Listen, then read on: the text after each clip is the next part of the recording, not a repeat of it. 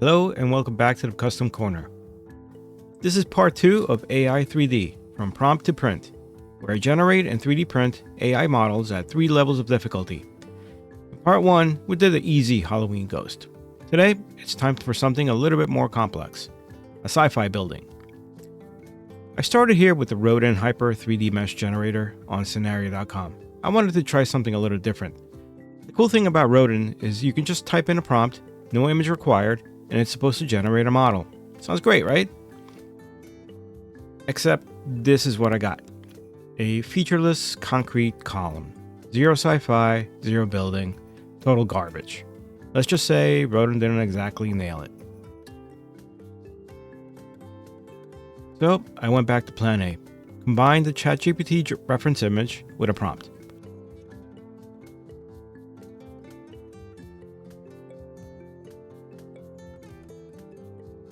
And after a long wait, and I mean long, it finally generated something usable. Now let's take a look at it. Here's the model. It's decent detail, flat base, and it looks printable. Not bad considering where we started.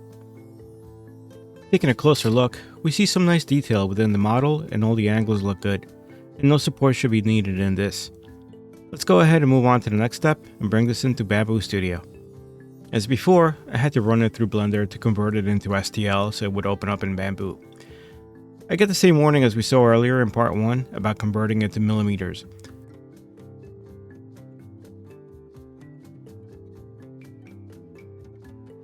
Once inside, I resized it, nothing too fancy, just making it bigger for a nicer print. One thing I decided to do was to slow everything down. Since it's a tall model but it's relatively thin, one thing that I've had happen in the past is that the printhead can knock the model and end up unsticking it from the build plate. I figure if it's slowed down a bit, and there's less of a chance of that happening. So I went down to about 75 or 80% of the normal speed. After that, we're good to go here. Let's go ahead and get this out to the printer.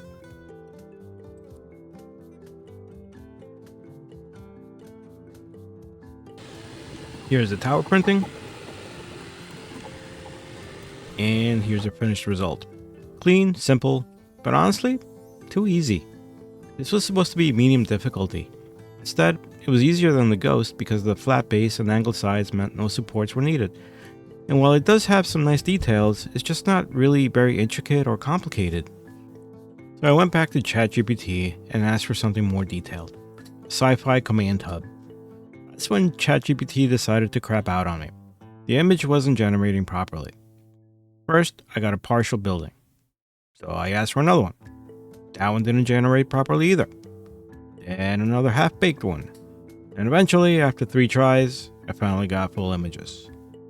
I then compared all the generated images and chose the one that seemed to have the best details.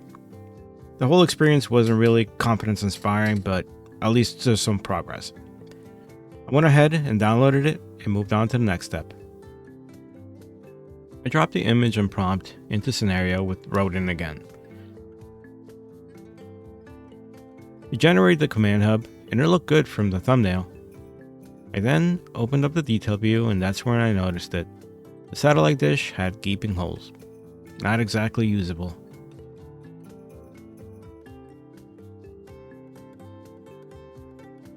So I switched back to Tripo as the mesh generator.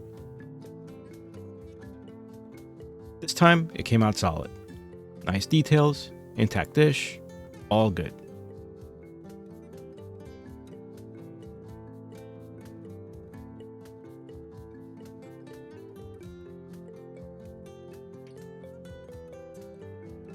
Still, I wanted to give Rodin one more chance. So, I regenerated the command hub with Rodin again. The preview looked good, it had nice details, the dish was fine, and it looked like it could be a nice print. So I went ahead and downloaded it, converted it in Blender, and opened it in Bamboo Studio. That's when I realized all the details were baked into the texture. The actual model was just a featureless box. And Rodin doesn't let you turn off the textures, so as a printable model, useless. So I ended up going back to the Tripo version. I imported the STL, sliced it, and as expected saw the support warning. So I turned on supports. But they were massive and chunky. The fix? Well, scale the whole model up about twice as big. Then the supports were thinner, which will make them easier to remove, and the model is going to look much better with less artifacts from the supports.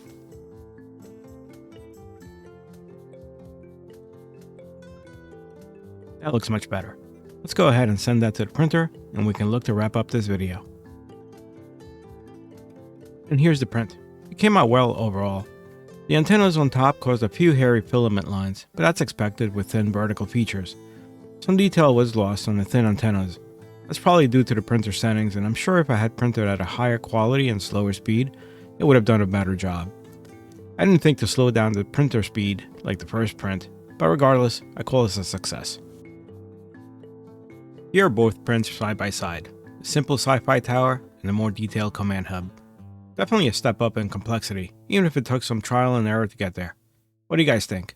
Is this complex enough to qualify as a medium difficulty AI model? Let me know in the comments. Well, that wraps up part 2 of AI 3D, from prompt to print. Don't forget to subscribe to the Custom Corner to catch part 3, where I'll push AI to generate a truly difficult, highly detailed model. See you then.